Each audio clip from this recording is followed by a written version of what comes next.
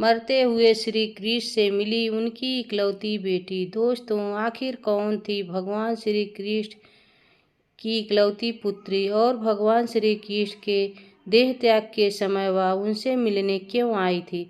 भगवान श्री कृष्ण, जिन्हें भगवान विष्णु का पूर्व अवतार भी माना जाता है, इसके अलावा जिन्होंने कंस जैसे राक्षस का वध किया और जिन्होंने महाभारत में धर्म को अधर्म के रूप रखा और पांडवों को जीत दिलाई, लेकिन अपने पुत्र के श्राप, अपने ऊपर लगे हुए शापों के कारण पूरे यदुवंश का नाश हो गया।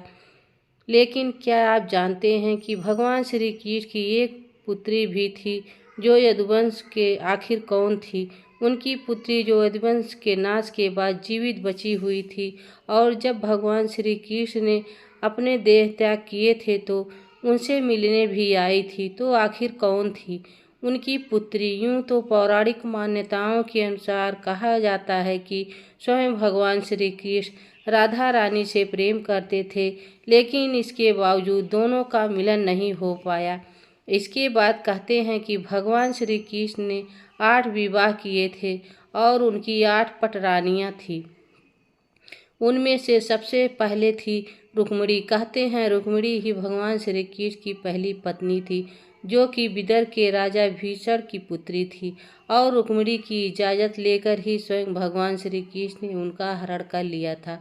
और उसके बाद दोनों के बीच में विवाह हुआ, जहां उन्हें 10 पुत्रों की प्राप्ति हुई, जिनके नाम थे चारों गुप्त, भद्र, चारों इंद्र, विचारों और चारों के साथ ही उनके एक पुत्री की प्राप्ति भी हुई थी, जिनका नाम था चारुमती। अब भगवान श्री कृष्ण की पुत्री यानी कि चारुमती का जिक्र भागवत पुराण में मिलती ही है, लेकिन बहुत कम। इसके अलावा किसी और विशेष पुराण में उनके बारे में कुछ नहीं बताया गया है।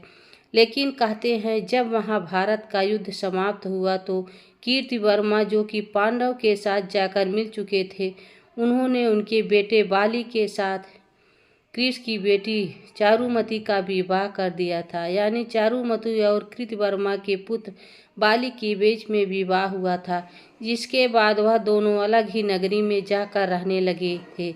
सब कुछ ठीक चल रहा था, लेकिन जब यदुवंशियों ने खुद का संहार करना शुरू कर दिया, तब उसमें कुछ कृतवर्मा भी शामिल थे, लेकिन उनके बेटे बल्कि अपनी पत्नी मत के साथ दूर नगर में जा बसे थे। ऐसे में महाभारत के 36 वर्ष बाद जब स्वयं भगवान श्री कृष्ण ने अपना देह त्याग किया था और उनका अंतिम संस्कार किया जा रहा था, तब चारुमती उनसे मिलने आई। लेकिन उस समय भगवान श्री कृष्ण जीवित अवस्था में नहीं थे। जहां पांडवों और चारुमती और बचे हुए यदुवंशों ने स्वयं भगवान श्री कृष्ण का अंतिम संस्कार किया था, तो यही स्वयं भगवान श्री कृष्ण की इकलौती पुत्री, जो उनके देह संस्कार के समय उनसे मिलने आई थी।